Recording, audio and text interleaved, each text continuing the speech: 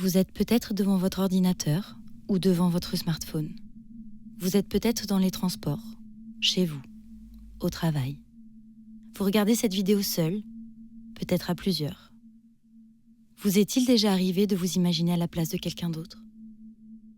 Vous est-il déjà arrivé de vous mettre à la place de celui qui a vécu l'impensable ? Fermez les yeux. Seulement quelques secondes. Fermez les yeux. Imaginez si à ce moment précis, votre vie basculait. Si votre vie basculait à cause d'un événement que vous n'auriez jamais cru possible. Imaginez. Si vous deviez tout quitter. Si vous deviez tout laisser derrière vous. Si ce qui était votre vie, désormais n'est plus. Ouvrez les yeux.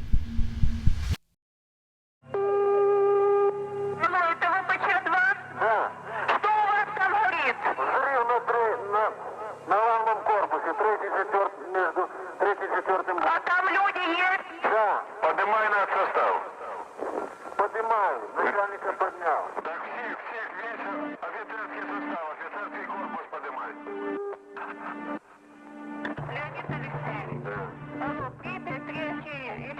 Cet été, comme beaucoup d'entre vous, je me suis plongée toute une nuit dans la série Tchernobyl. Elle retrace la catastrophe et tous ces petits détails que les bouquins d'histoire ont omis de nous raconter. You ever go hunting? You, me, we do animal control. Animal control.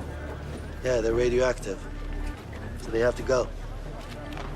But it's not hard, they're mostly pets. They're happy to see you. They run right up to you. Bang. We load the bodies on a truck, dump them in a pit, bury them in concrete, and then we drink.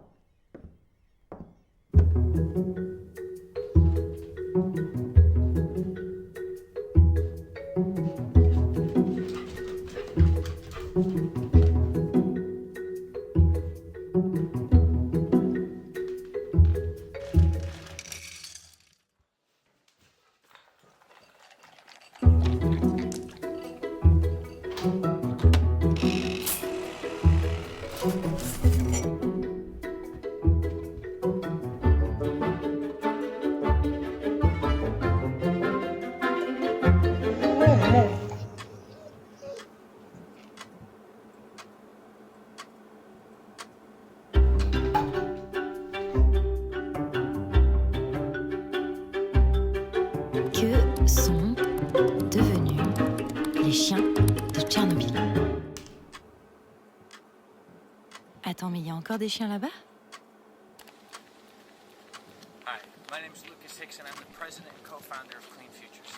Ok, donc Clean Futures Fund, c'est une association sur place et qui a décidé de s'en occuper. Ce serait peut-être à eux qu'il faudrait poser des questions.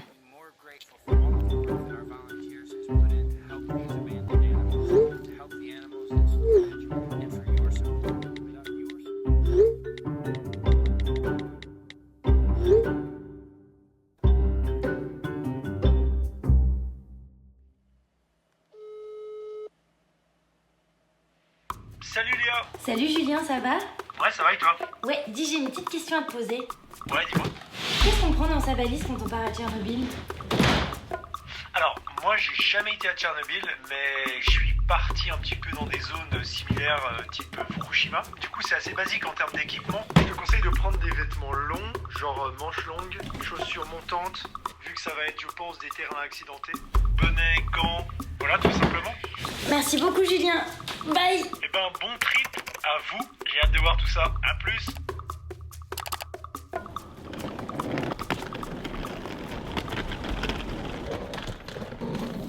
Ça va aller? Oui. Merci.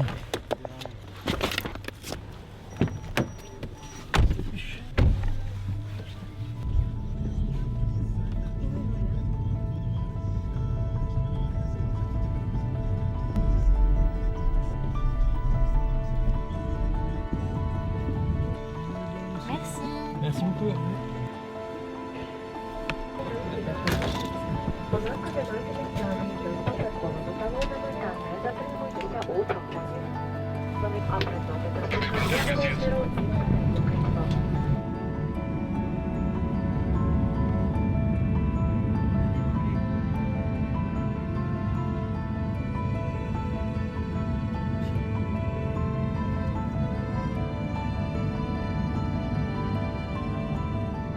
La nuit du 26 avril 1986, à 1h23, le réacteur 4 de la centrale nucléaire de Tchernobyl vient d'exploser.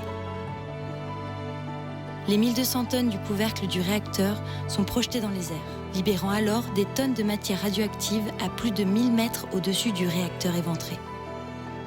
Les retombées radioactives seront 100 fois plus importantes que les bombes atomiques d'Hiroshima et Nagasaki. Je crois que d'abord il faut rassurer les Français. Le nuage dont vous avez parlé tout à l'heure est un nuage dont la radioactivité de toute façon ne comporte pas de danger pour la population. On ne le sait pas encore, mais le plus grave accident nucléaire de l'histoire vient de se produire. Ladies and gentlemen, welcome to Kyiv, Boryspil International Airport, Terminal D.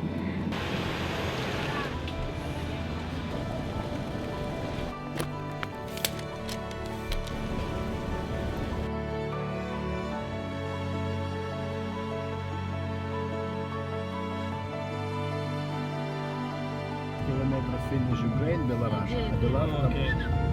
Там 20 kilometer Belarus after Ukraine.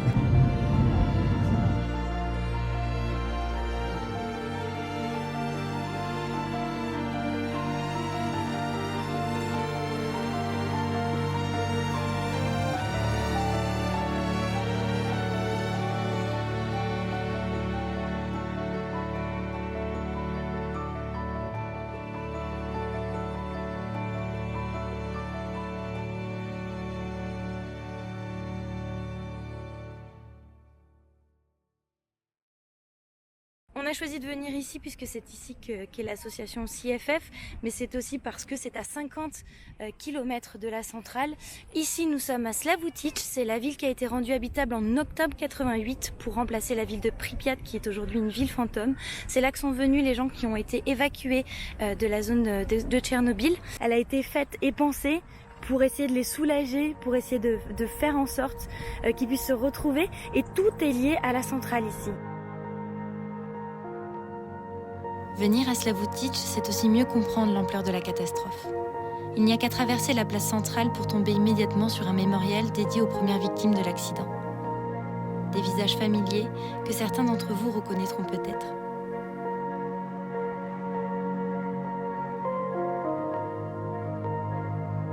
Nous rejoignons Lucas Sixon, le fondateur de CFF, Clean Futures Found. En 2016, Lucas a décidé de se rendre à Tchernobyl pour des recherches. Touché par l'histoire et surpris par le grand nombre de chiens errants autour de la centrale, il fonde CFF, une ONG qui vient en aide aux victimes de la catastrophe. Et les chiens en font partie. Lucas est américain, mais il a décidé de s'installer ici.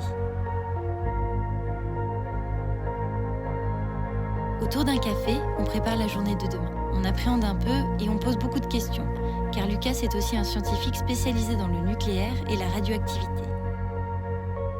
Demain matin, 7h, départ pour la zone d'exclusion de Tchernobyl.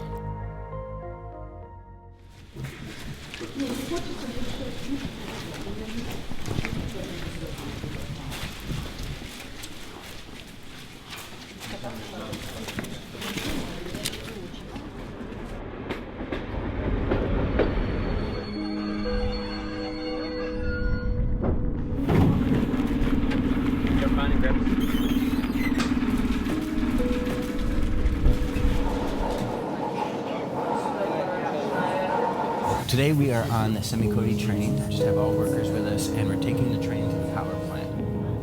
Everyone here is working on various projects. We've got engineers, technicians, maintenance staff, administrative staff.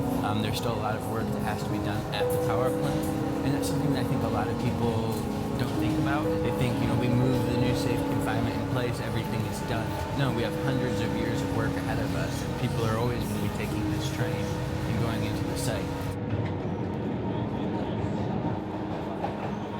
Go through the southern tip of Belarus on the way, and we'll go over another bridge back in Ukraine. So our next stop and our final destination is the power plant itself.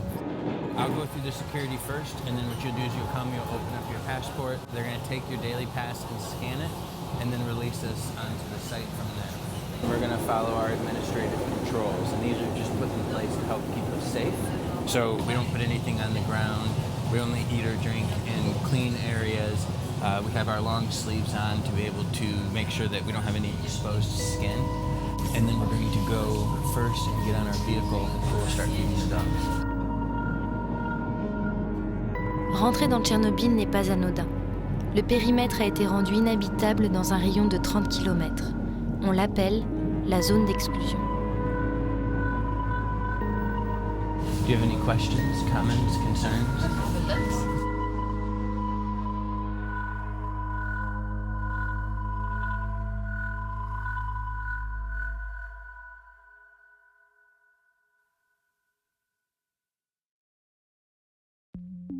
Pour comprendre les origines de la catastrophe, il est important d'expliquer le contexte de l'accident. En pleine guerre froide, l'Union soviétique renforce sa course à l'armement. Les besoins énergétiques sont immenses. La plupart des centrales nucléaires soviétiques tournent à plein régime. Le problème, c'est que la conception de ces centrales comporte des failles techniques. Le 26 avril 1986, une succession d'erreurs humaines et une conception déficiente du réacteur provoquent une réaction en chaîne. À 1h23, le réacteur 4 explose. Inside of the nuclear reactor, you have fission happening. You have these atoms splitting apart other atoms. And during this process, it generates a lot of heat.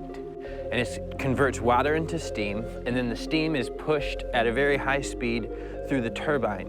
And it spins this turbine that generates the electricity.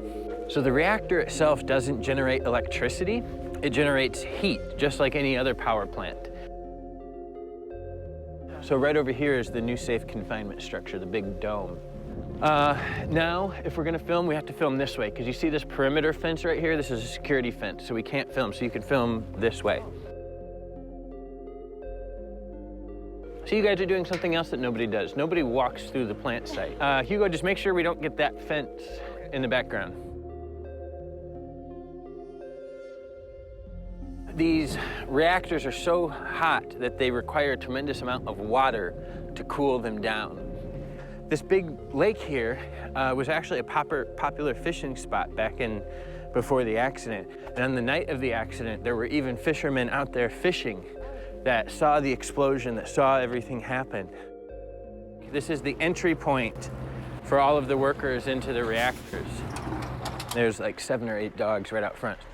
We're gonna be visiting some different places through the exclusion zone. We're gonna be going to the power plant, and we're gonna be feeding the dogs and checking in on them, making sure that they're healthy, that there's no wounds or injuries, looking to see if there's anything that we can do to improve their quality of life. 36 heures après l'explosion, en début d'après-midi, un convoi de l'armée soviétique est mobilisé pour évacuer les 120 000 habitants de la région. Ils ont le droit d'emporter avec eux une petite valise, mais pas leur animal de compagnie. Ils pensaient revenir dans 3 jours, ils ne reviendront jamais. Les semaines qui suivent l'évacuation, une nouvelle étape est franchie. Plus de 100 000 soldats sont dépêchés pour décontaminer la zone. Ils sont également chargés d'éliminer tous les animaux. Certains ont survécu. 33 ans plus tard, leurs descendants sont là.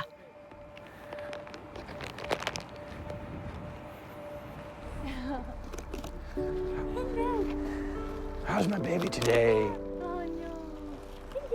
And so does this one. So, this one especially, he's a little timid, and so it takes him a second to warm up. They're going after it. Just give him a minute. Yeah, he's going after it. Oh, now she wants to say hi to Hugo. Come on, ready? This one's baby, just because she's got this little, childlike personality. So happy to see everything and everyone. Lucas connaît le comportement de chaque chien, car il leur rend visite tous les jours. So, and at night they sleep around? Yeah, they just sleep right over there underneath that sign, because there's a lot of workers that come in and out. All right, we've got one dog with a hurt leg over here, and he won't make it all the way over here, so I'm gonna go run and give him some food, but Hugo can't take the camera over there. So give me just 1 second. Seems to be pretty apprehensive. He seems like a little bit more of a cautious dog. He doesn't want to come up when I'm right here. So what I'm going to do is just kind of ease into his territory and let him kind of choose the level of interaction that he wants. Il faut comprendre que depuis 1986, il y a eu beaucoup de générations de chiens, et pourtant ils ont quand même ce même gène de domestication. Donc ils sont entre 2 états en fait, entre le chien errant et le chien domestique. Donc ils n'ont pas tous le même caractère, donc il faut s'adapter à chaque chien pour pouvoir le nourrir correctement. Jump a seat back here. We got lots of dogs to feed.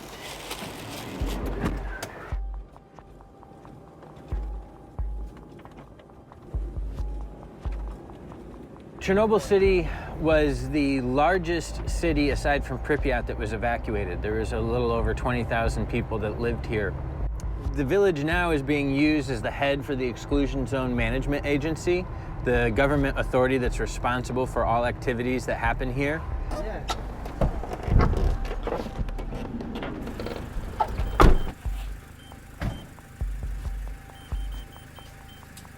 So this is your first radiation detection portal here at the 10-kilometer checkpoint, and we're just making sure that we don't have anything on us that we're going to bring out with us. So you're going to come stand right here, put a foot on either side, and then you're going to put one hand and you're actually going to touch on each side. Chisto, you're clean. You've passed.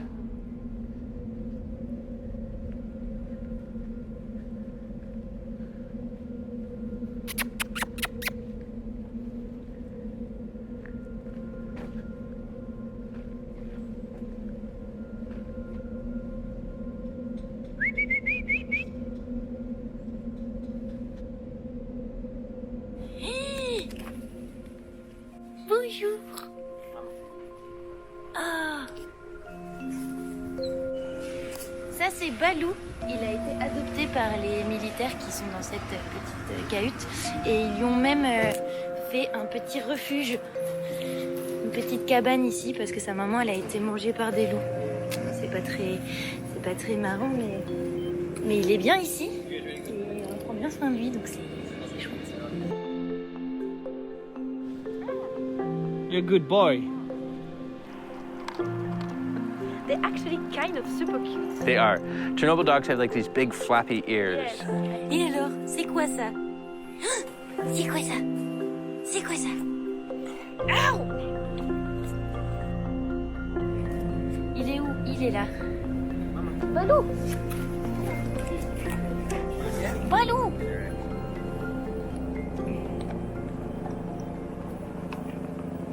Quatre mois, c'est bientôt le permis, hein?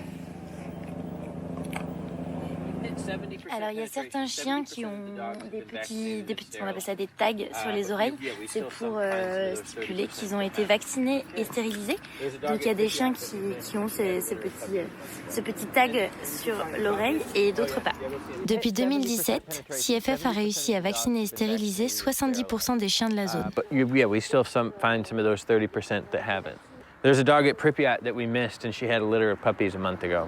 Alors ces quatre-là, ils se portent plutôt bien parce que les ouvriers qui travaillent juste dans ce bâtiment-là les nourrissent, donc ils sont en bonne forme. Quand on est arrivé, ils dormaient. Hello, hello, bonjour. Ils sont quand même beaux. Tu vas en ramener un à la maison? Bah, c'est prévu, non? Là, on est en face de l'Eco-Center, donc c'est le centre qui s'occupe de l'environnement ici à Tchernobyl. Donc il y a 7 chiens qui sont toujours tous ensemble, donc c'est une petite meute. Et la dame qui travaille ici s'en occupe, donc ils restent vraiment tout le temps ici. Et c'est parti. Hello. Bonjour.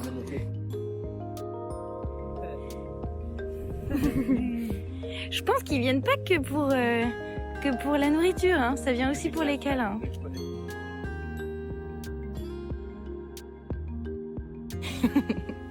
Ça pionce un max quand même, hein. I want to take them all in a bus to France. She has no tattoo? No. So like we do 3 levels of identification. Whenever we do surgery, we do a tattoo. Okay. We also give them a microchip, and then we also do an ear tag. So she doesn't have an ear tag, and I don't see a tattoo. And if you notice, she looks really fat in her haunches, so she might be pregnant. Alors apparemment, il se pourrait qu'elle soit un petit peu large, mais on ne la juge pas, parce qu'elle est peut-être enceinte. Alors elle n'a pas de tag, elle n'est pas identifiée, elle n'est pas stérilisée forcément. Donc il faudra checker quand elle aura les petits vont naître. Lucas disait qu'elle était hyper câline parce que comme elle est enceinte, c'est aussi une façon de se protéger et de créer un lien un peu plus... Wait a minute! Je me suis fait carjacker la bouffe. What are you doing? On s'est arrêté sur le bord de la route pour aller dans une école abandonnée avant de continuer à nourrir les chiens. Et j'appréhende un petit peu.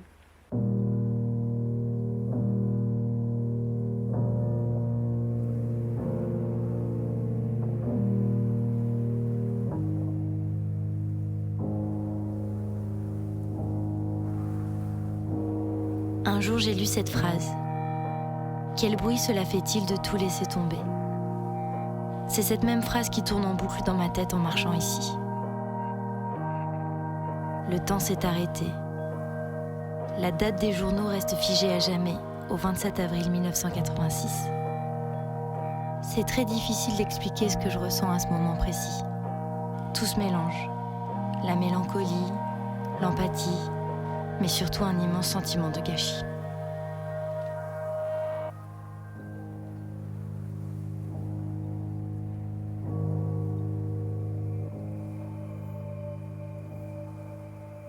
On arrive maintenant là où tout a commencé.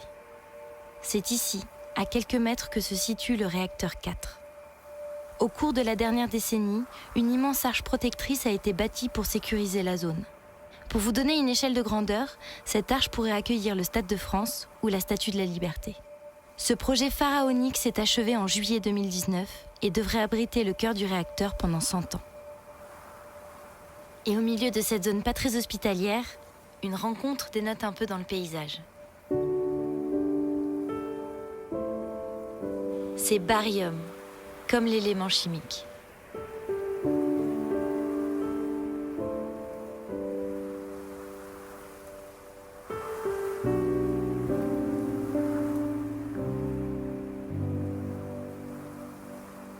C'est très étrange d'avoir ce chien-là qui court vers nous et qui joue devant le sarcophage du réacteur 4. C'est un peu surréaliste.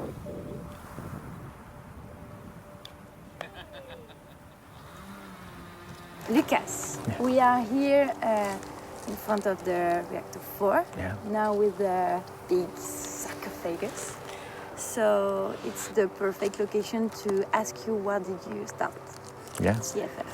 So when Eric and I started CFF, it was because we wanted to help this community that's been affected.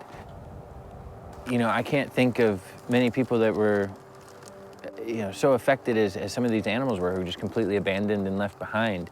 And yes, there were a lot of heroes that responded that night who faced many medical difficulties and, suffered severe radiation exposures. But these animals, like I said, they were abandoned, they were left behind.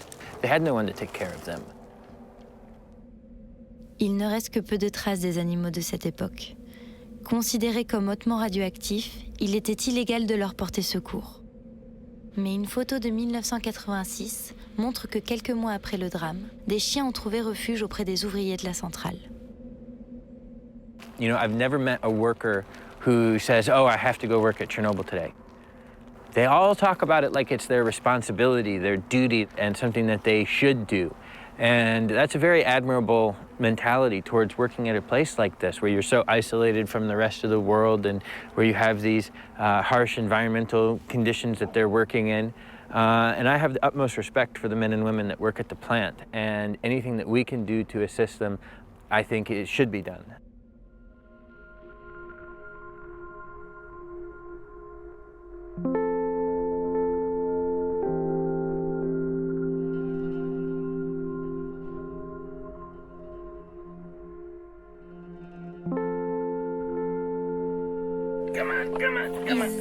Même pas 2 mois, ils sont tout petits. Oh, somebody's hungry. Oh non, ils en ont partout. Vous êtes les pires.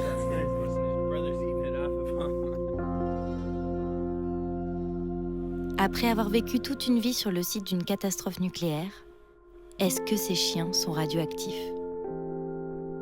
C'est la première question que l'on se pose quand on parle des chiens de Tchernobyl. Et à juste titre, car vivant dans un environnement contaminé, des particules radioactives viennent se loger dans leur fourrure.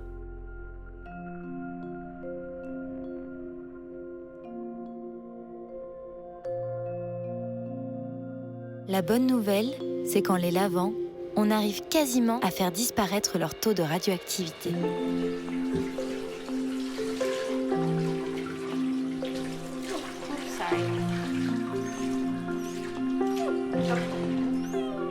Anyone, you can pick all of them up. Pick them all up at one time if you want.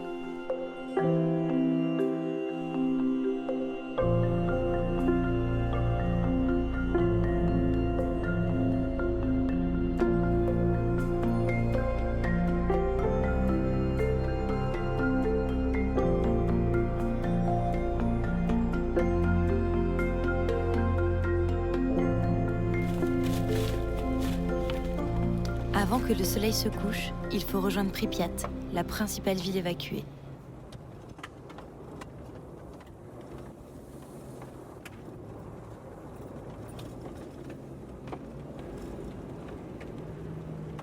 This is a surface radiation detector. So it has a little sensor here on the front plate, and it's able to measure anything that's in front of it. So we use this to frisk bodies or surfaces, and I can compare the number with what I know to be the background or the normal. Exactly. So when we talk about the contamination in Pripyat, we're talking about this aerosol that was released from the explosion and also from the smoke that was generated by the fire. So if I take this sensor and I hold it up in the air, you hear how the count rate goes down? It's not clicking as much, right? But if I hold it down towards the ground, there's more, right? So it tells me that the contamination that we're looking at here is not in the air, it's fixed to the ground. The surface water, the rain runoff that comes and washes everything on here when it rains, is always gonna go to the lowest spot. So right here we had 4 fountains. These were big fountains when the city was living. And so obviously all of the water and the snow melt is gonna push everything down. So you can hear, Much more here. especially compared to what's up in the air. And if I actually get down in here,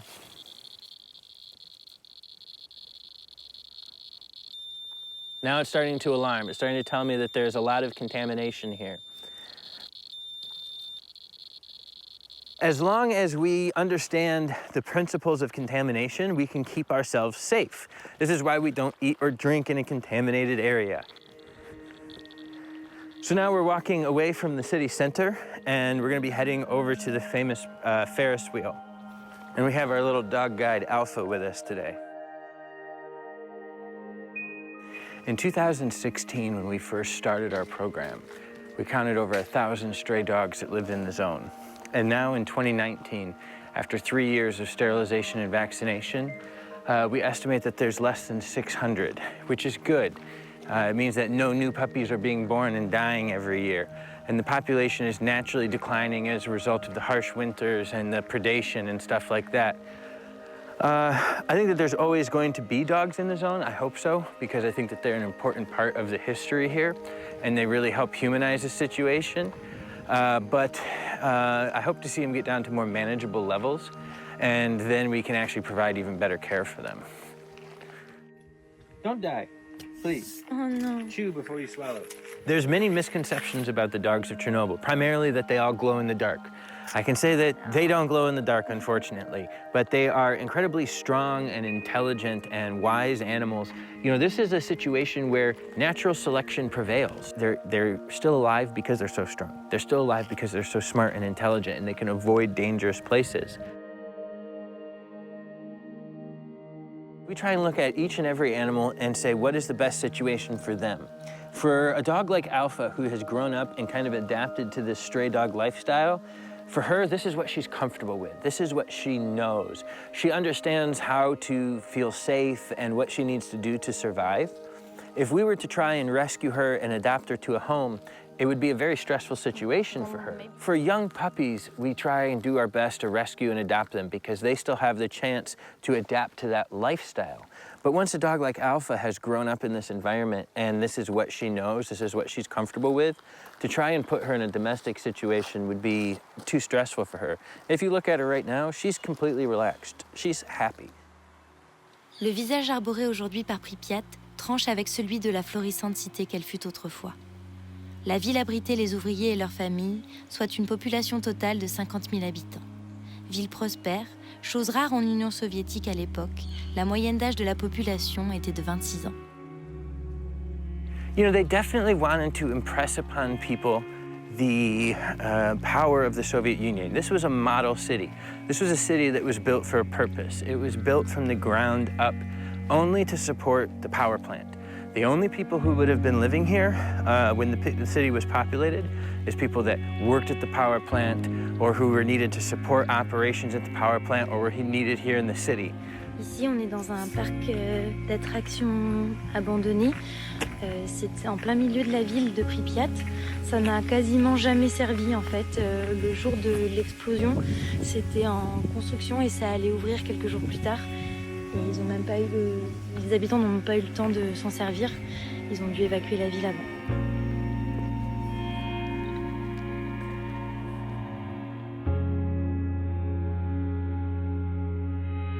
What we just walked through was the middle of the soccer field.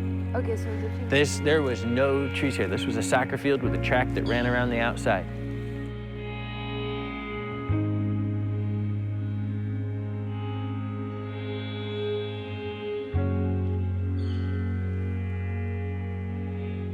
This is the harbor, the Pripyat harbor.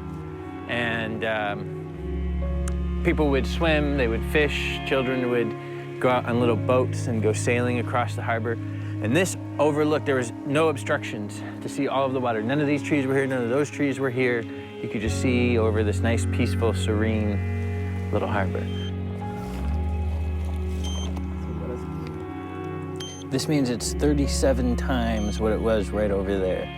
This is actually where some fuel fell out. So there's like plutonium and americium. Ces magnifiques vitraux appartiennent au café Pripyat, ce lieu si chaleureux où les gens aimaient venir boire un café ou discuter dans les grandes banquettes en velours bleu.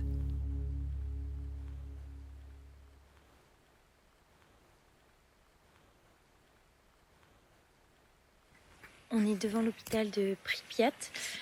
C'est là où ont été emmenées toutes les premières victimes de l'explosion de la centrale, du réacteur 4. C'est aussi là qu'ont été emmenés tous les pompiers qui ont lutté contre le feu ce jour-là. C'est exactement ici que ça s'est passé. There's a story, I wasn't here, so I can't confirm or deny this story, but it's a very popular story. Akimov's wife lived in the city.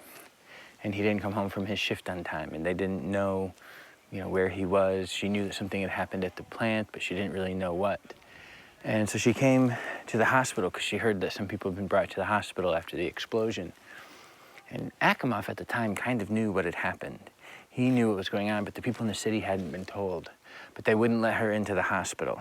And so she's standing down here, and Akimov is in one of these fourth-story windows, and he's looking down. He can see her. And he's trying to tell her to leave, but it's through a window. And there's all of this other noises, ambulances going up and down, fire engines going up and down. And he's looking at the window, pointing her, telling her to get out. And she doesn't quite understand. She just wants to get up to him. To see him. But they won't let her in. So at the end, did she... He got flown to Moscow, and my understanding is she didn't make it to Moscow in time before he died. You can just imagine, somebody that you love up in that window up there trying to tell you about a hazardous situation and you don't know, and you're standing in the middle of it completely unprotected.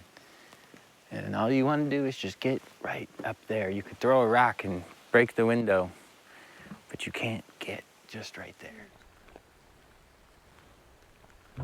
In Ukraine, when you enter into a city or a village, there's always a sign. And when you leave the city or village, there's always the same sign, but with a red line through it that kind of distinguishes the end. And so here what we're doing is we're walking through all of the city and village signs that were evacuated as a result of the disaster, over 227. And it's important to think that each one of these signs on our right and our left represents not just a family or a person, but hundreds or thousands or tens of thousands of people that would have been evacuated. I find it always just like this important emotion that you get when you think about the fact that the accident didn't just affect people. It affected families, and it affected their future. It was a place where people were building the future for themselves, for their children, even for their grandchildren. And one day something happened, and they were forced to leave all of those hopes and dreams behind, all of their goals for the future, and to start over again. For me, to walk through this line, I remember these families, these villages, and the stories that each one of them has told. This is a place of reflection. It's a place to think about like what's important in life and how quickly life changes, and we are forced to adapt to it.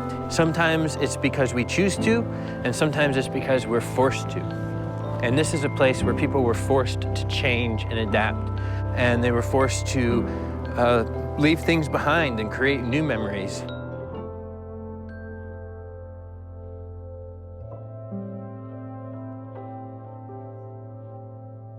Après avoir remonté le temps dans la zone d'exclusion, il nous reste un dernier stop à faire.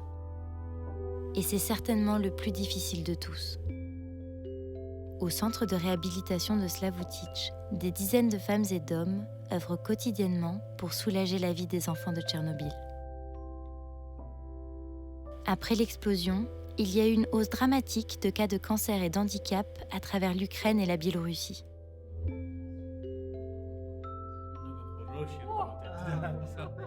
Nous avons passé la matinée avec Anya, la directrice du centre. Ce dernier vient en aide aux familles pour prodiguer des soins à leurs enfants. Clean Futures Fund fournit au centre un soutien matériel et financier pour qu'il puisse continuer à vivre. Des séances d'orthophonie, de kinésithérapie, de luminothérapie ou encore de rééducation sont prodiguées. Mais aussi des activités créatives et manuelles pour nourrir le corps et l'âme.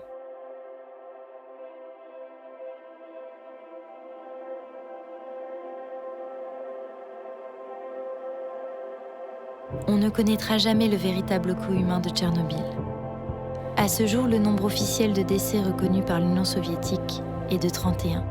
Pourtant, on estime entre 4 000 et 93 000 morts et des centaines de milliers de victimes de la catastrophe.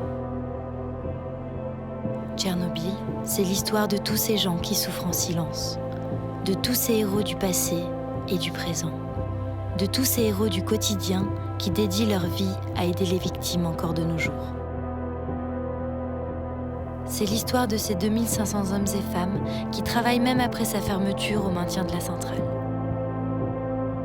Ils nous rappellent combien les générations actuelles et futures paieront encore le tribut des erreurs commises il y a plus de 30 ans. Les chiens de Tchernobyl disparaîtront peut-être un jour. Mais tant que des gens comme Lucas et les ouvriers de la centrale veilleront sur eux, ils resteront ce lien précieux entre passé et présent.